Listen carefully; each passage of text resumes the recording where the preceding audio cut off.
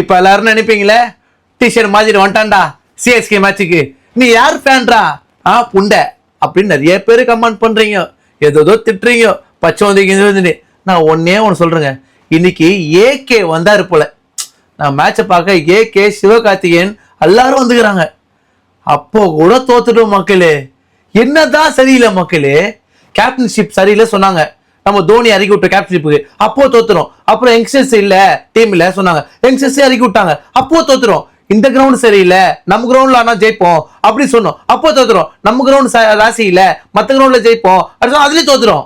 நீங்க சொல்லுங்க மக்களே, உங்க கருத்தை நீங்க சொல்லுங்க மக்களே. 10 விக்கெட்ல ரொம்ப மோசமா அப்படி கேவலமாயிட்டோம் மக்களே. ஒன்னு இந்த சீசன் நமக்கு சரியில்லை மக்களே.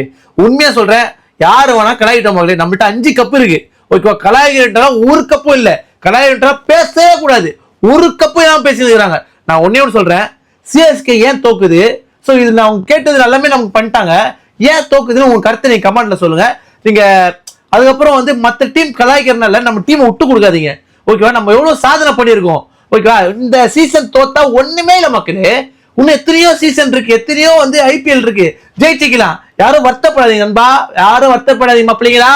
சிஎஸ்கே இருக்கு, நமக்கு தோனி இருக்கா போல, அது போதும்.